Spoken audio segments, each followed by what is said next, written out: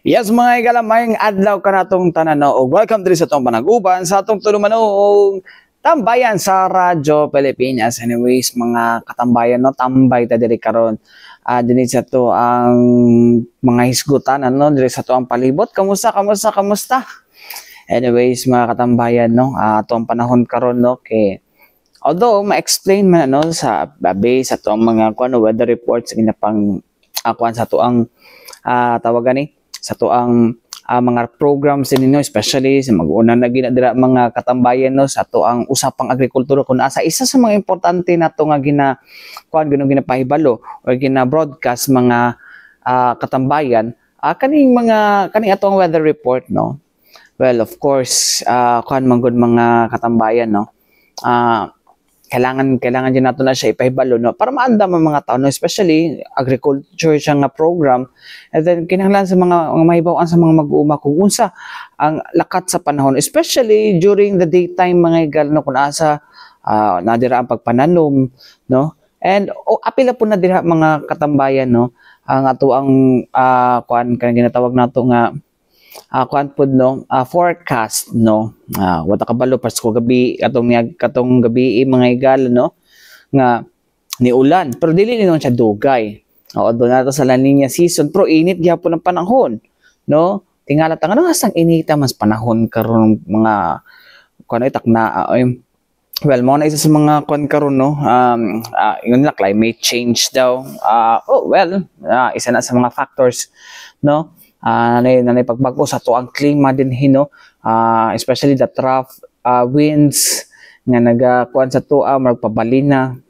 so mo na isa sa kuan sa to sa climate change pero karon mga igala isa gid sa kanang problema nato nga bisag gamayng ulan lang nay ubang mga areas diri sa Pilipinas na bisag gamayng ulan lang mga katambayan kuan na bahaunon na no so isa sa kuan ang disaster kuano tapos kita din yung mga igala din sa tuwa sa unsa ni sa kaning aton lugar no kung dili man baha dili man landslide naputay linog no pero wala pa hinuntay tsunami pero it's better hinuna maandam ta mga katambayan no paunsa ang kuano paunsa ta makalikay sa bisan unsa mga this siya yung kanang casualty mga igala casualty sa nga hatod sa tuwa sa baha or landslide no? Anyways mga katambayan ako nang gisigutan no katungod isa sa ato ang karon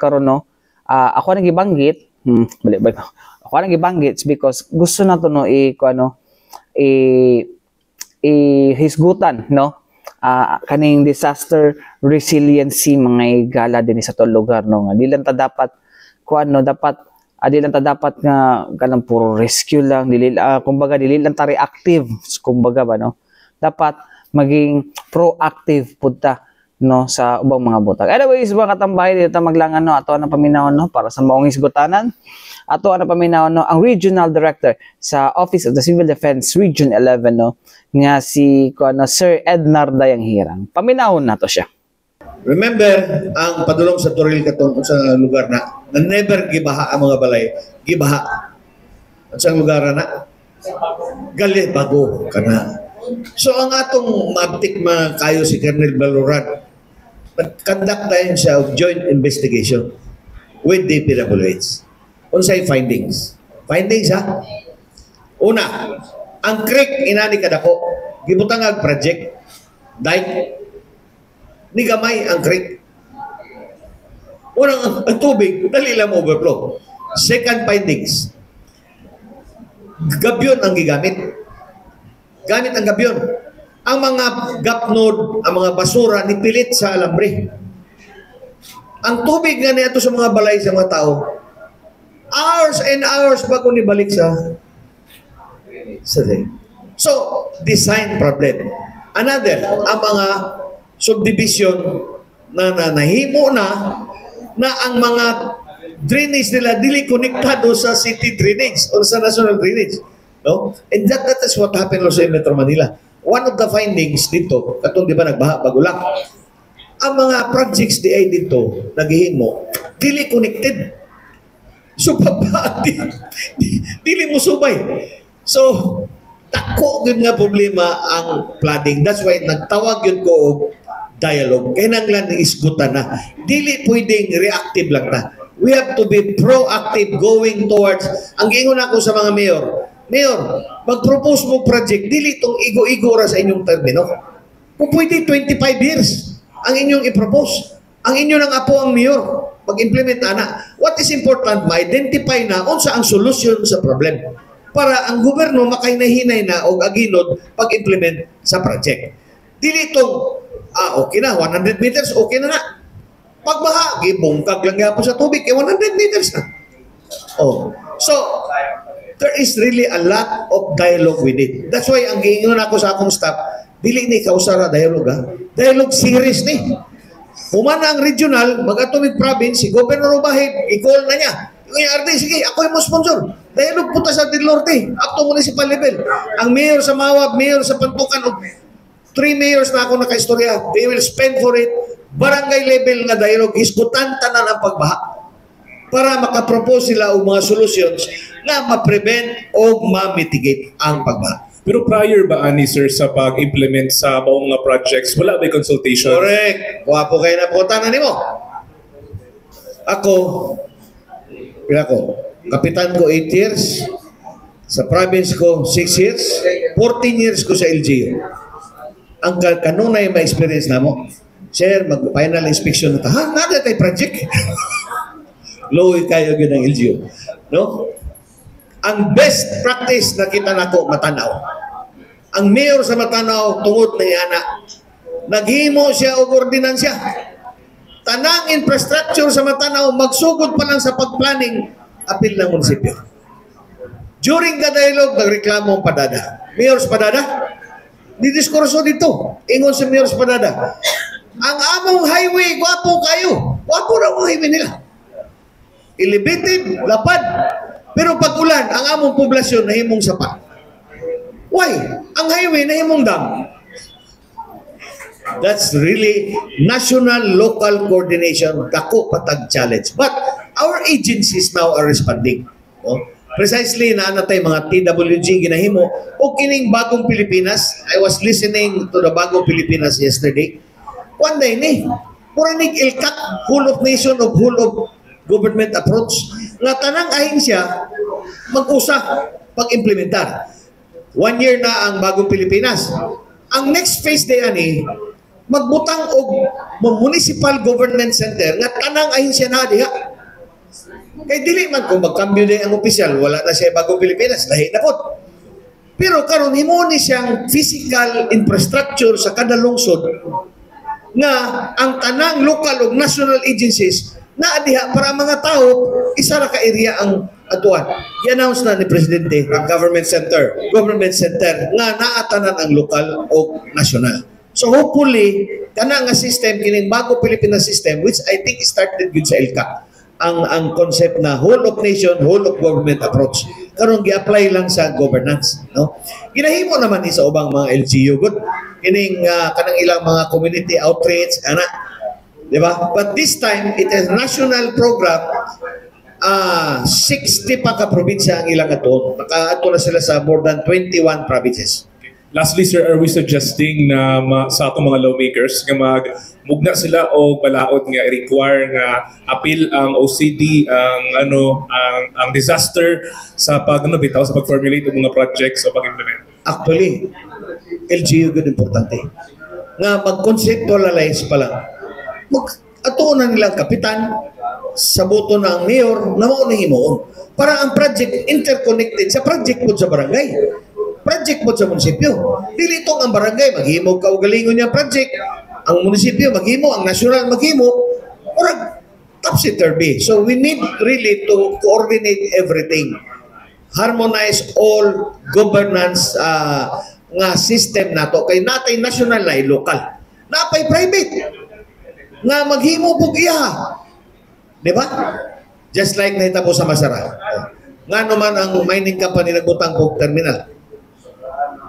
Nga naman ang barangay nagbutang barangay hall. Ang DPWH naghimo ato. Nga naman ang DP nagbutang po eskwelahan. Pero ang area di ay dugay na gisulti sa MGB na very high o high susceptibility to landslide, dapat walay tao. Imagine. That's how difficult the situation. Years, decades na nga sitwasyon. O sa congressional hearing, gingon ako sa mga congressman, Mr. Chairman, ang akong tanawaning Masara, tip of the iceberg lang eh. Gipokus nila sa Masara. 2,600 kapurok sa entire region, pareha sa Masara ang sitwasyon. Yun niya, nakay data na adi. Nakoy data, tanan, 2,600 kapurok. Then, gidugangan pa nako. Mr. Chairman, unsa ka kung i-evaluate na ito tibok Pilipinas? Gitawag ang MGB. MGB, give us the data of all the purok sa tibok Pilipinas nga very high o high susceptibility to landslide and flooding. Inana kadako. Then finally, ingon nila, unsa may imong recommendation ardi? Ang ako recommendation, support the creation of the Department of Disaster Resilience. Ngano? Di ba? Kabutang sa akong title dito, Chairman of the Council. Council lang ko. 44 ka direktor ang imong kaistorya. 54 ka governors o mayor.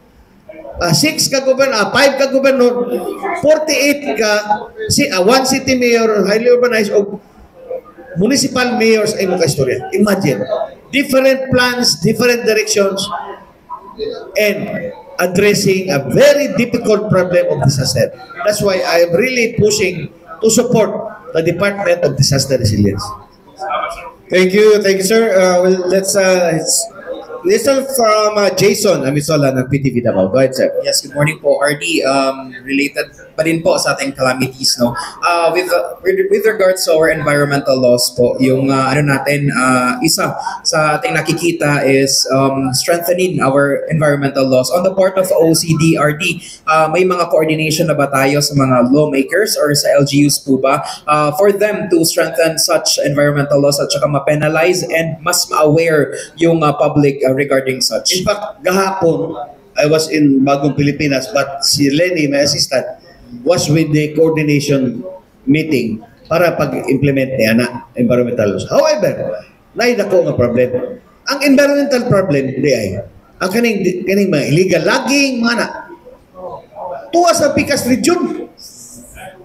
Ang sapa na ipanulong din sa ato. Imagine, tuwa na ang problema, nag-cutting og mga kahoy sa laing region, pero ang impact din sa tuwa sa Davao del Norte. So that is why we are good that we have a secretary with Minda karon na ginapot na niya ang agenda sa disaster sa Mindanao. Nagatawag na siya karon og meeting sa mga other OCD directors o other leaders para mukrapta og Mindanao Disaster Resilience Agenda. Dili pwedeng may region lang ang ato ang trabaho. Kaya ang atong tubig dili man mo respeto o political boundaries. Okay. Other topic po, sa part sa OCD po, RD, unsa ato ang ginabuhat karon for the preparation of La Nina season? Actually, mo ginay permi sa utok na karon. Saan ka niya? Lima ka amihan, normal. Ay kada tuig natay niya, dublahan paglani niya. So, for myself, murag nagunahon ako karon nga instruksyonan gyud ang akong tao. Pagbaha, cancel ako tanang akong appointment. Muadto gyud ko sa area. Isa na. Second, i-check na ko ang communication system kung gaabot pa sa barangay. Ang kining warning ba? Kung gikan sa munisipyo, makontak ba gyud nila ang kapitan? No? Gikan sa kapitan, makontak ba nila ang purok leader? Napa sila yung communication system. Kaya that is the only way kanang preemptive evacuation na ilikay ang mga tao samtang ang tubig wala pa. No? So, kana ang mga immediate nato na pwede mahimo. Ang long term nato katong dialogue, prevention and mitigation. Okay. Lastly po, RD, sa mga part, on our assessment, are the public or the residents of Davao region, especially sa mga barangay levels po, ay nagatuman na ba sa kining matag na ipatawag na preemptive evacuation? Ako happy gyud ko. Gatuman gyud ato mga tao. nagatuman kay panagsan naman ka makakita nga namatay kay nga wala siya kabalo nga nanay ba? Wala na. Na ako natay makita hubog ni tabok sa baha. Hubog. Di ba? So, lipay gyud kayo ko kaya ang atong barangay, ang atong munisipyo uptick na kayo. Ang atong province uptick na kayo. Ang atong Coast Guard, Army, Police, kaptanan, grabe ang tinabangay. Bureau of Fire, maglangoy-langoy na dito. I mean, we have a good system. That's why ang akong strategy karon, 1 year na ko karon. August, dili ko mo-focus sa prevention and mitigation. Kay, maayo na kaya itong preparedness. By the way, awardee data ha. Awardee ta sa OCD for the training. Capacity building. National awardee ang OCD 11. Ikaduha po, gitagaan tag 190 million 2025. Gitagaan ta sa presidente og 190 million i-construct sa among opisina for 2025. Mo nang gigapon gingnan ko. Ari, atuan na si Kwan ha.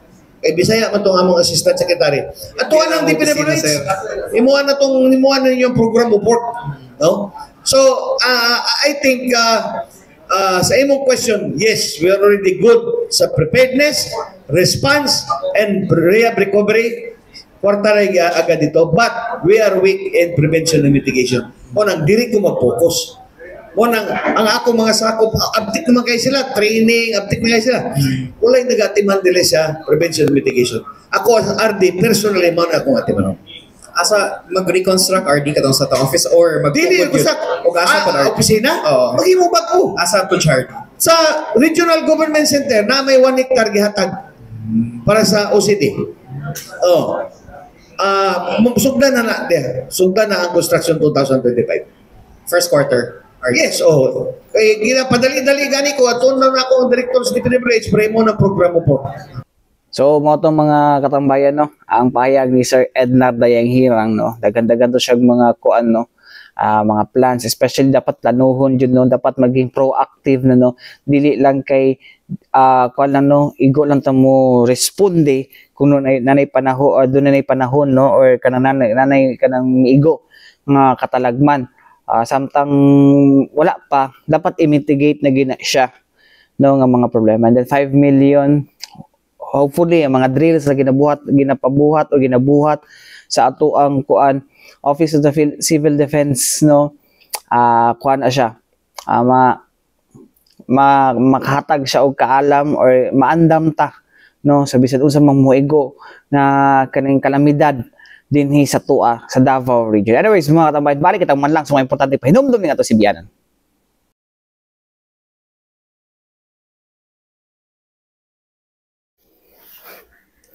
Yes, mga igala, balik kita dito sa itong panaguban sa itong tulumanong tambayan sa Radyo Pilipinas. Anyways, mga katambayan, padahil nga po ito ginisikutan ng disaster resiliency, mga katambayan kaganiha, daghan kayo o kanang kuan, daghan o kanang tawag na daghan og mga punto o mga pangutanang natubag si Sir Ednar Dayang Hirang, no, with regards to disaster resiliency sa mga tao din sa Davao region. Although daghan tag mga giigo tong niagi, no, daghag na igo atong niagi, no, especially during the shear line and katong trough of the low pressure area, which is isa sa mga kuan dito, no, na even ang evacuation centers din sa kuan wala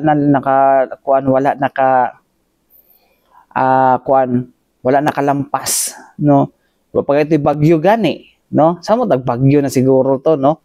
So ang kuan na to, ang nahimong highlight mo gud ato is katong covered court diya sa may Carmen, mga katambayan, no, nga kun asa even sila nalubog sa tubig, no.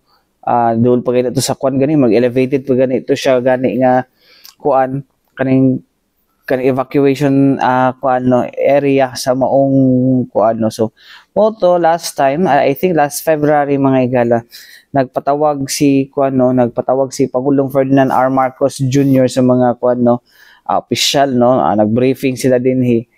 It's because of the damages, no, nga na kuan, no, na damages sa mga infrastructure din sa tuwa sa Davao region during the shear line and trough of the low pressure area. And mo lagi ito, iyang kuno nga dapat maging disaster resilient na ang ato ang mga kuno ato mga infra, ato ang mga evacuation centers, so mga tulay. Kaya nga mga tulay nga na damage ato. So pero ang kuan ba ana pag rehab man gud dugay kini sa mga pag may galawara po sa tao puno pag mapiang or kung mabali dugay gid ang kuan na nahikan ang process ana nga maayo gina siya no. Sama lang po sa kuan no. Sumala lang ni kag kuan regional director dayang hirang mga igala no sa maong kuan. Anyways mga katambayan di ata maglangan no. Ato ano paminahon balik si OCD or Office of the Civil Defense 11 Regional Director Ednar Dayang Hirang. Paminaw na to. Ato RD Dayang Hirang.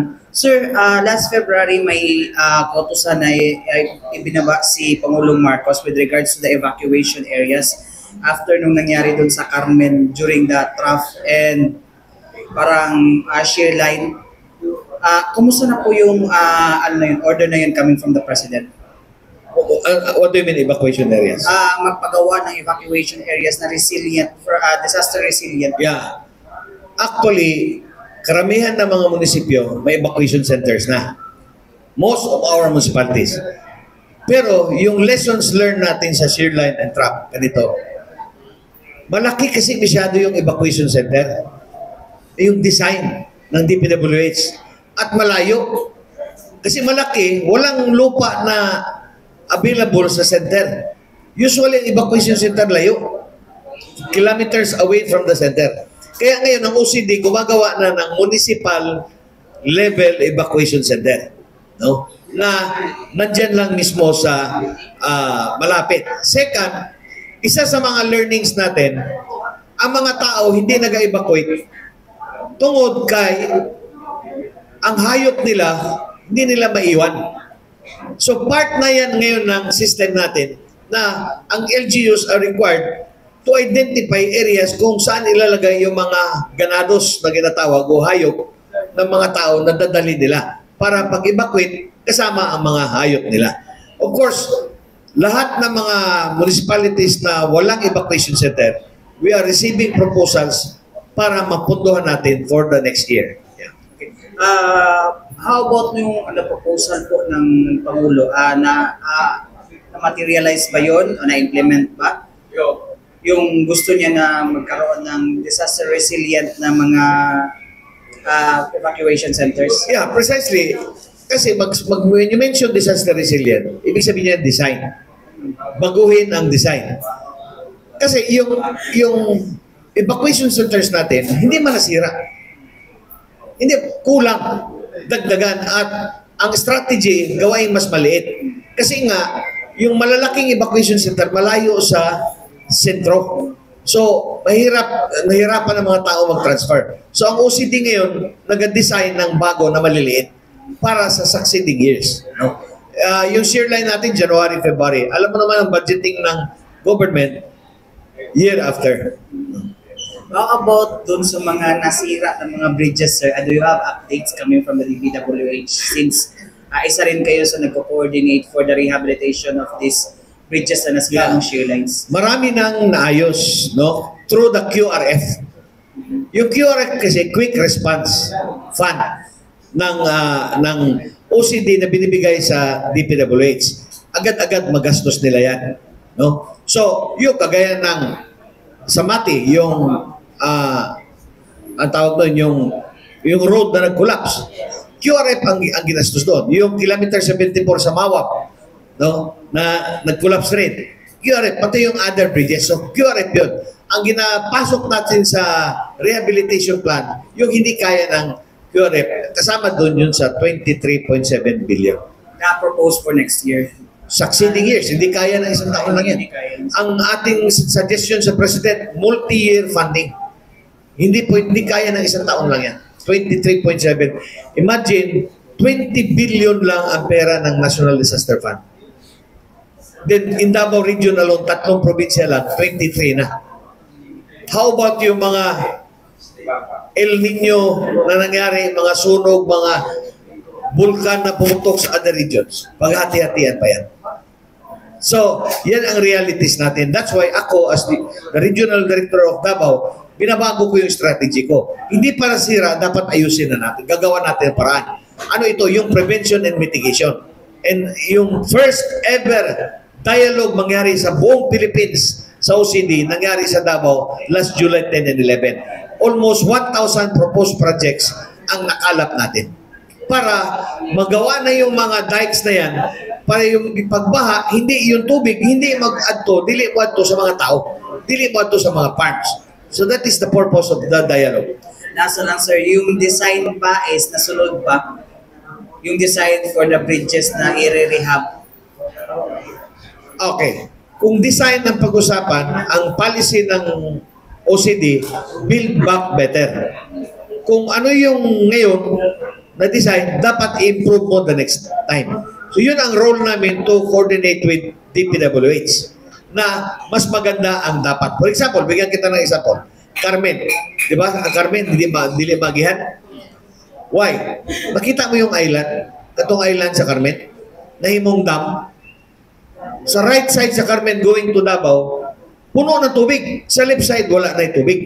Pagtanaw na ko, kagmay ang mga drainage. Okay. Dito sa Colalisi, sa Mati, the same reason. Kaya pala nag-collapse yun, 30 centimeters lang, 30 inches lang ang imburnal. Karon 60 inches na ang imburnal gibutan sa DPWH. I was there, nag-meeting me, nag-dialogue me with the governor, with the mayor, and the DPWH para matapos itong project. Gidako na nila. Another, ang ilahang pugong bitaw sa yuta para dili mag-anas, nung araw, ang ginagamit nila yung gabion wire. Ang gabion wire power. Pag dahili sa yuta, tumpak. Karon, sheet pile na ginalubong na ng mga putaw, lapad nga putaw. Then, yung katusok Colalisi, double ang gibutang. Kaya nga no, agihanan sa tubig. So, conscious na karon ta because of what happened and the directives of the President last February 7. Thank you. So, mga to mga katambayan, no, ang pahayag ni Sir Edna Dayang-Hirang with regards sa kuan. So, on this sign, na may kuan, no, mga na to yung giingon, disaster resilient, ilan ang kuan, na napod sila yung mga kanang mga municipal evacuation center. O mo to sa mga kuan niya kay dako mugod kayo kung mingo evacuation centers dako gid kay na siya nga kuan, no. So, mo ni ang kuan nato karon mga higala, no, nga dapat maka-kuan kita dito, no, kanang kuan mo gud luoy mo kini mga eskwelahan pud kung mo ni permit kinihimo nga evacuation center mga higala. O saon na lang to mga nang eskwela makancel ang klase or kung kuan daghan po mga bata na nadira nagpuyo ang mga kuan, no, mas maigi na nagid ay separate na evacuation center gid mga higala, no, or temporary shelter area, no, kung na mga kalamidad nga mahitabo gid, no, kay luoy pud kayo mga klakuan pud kung madamay ang mga unsa ni madamay ang mga tawagan ng mga katambayan, madamay ang mga bata pud, no, ang klase sa mga bata, no, daghan na ba nagreklamo ba karon kay gamay ra kayong oras daw ko, no, o karon kay taas na lang ang teaching load. Naglibog pud ko.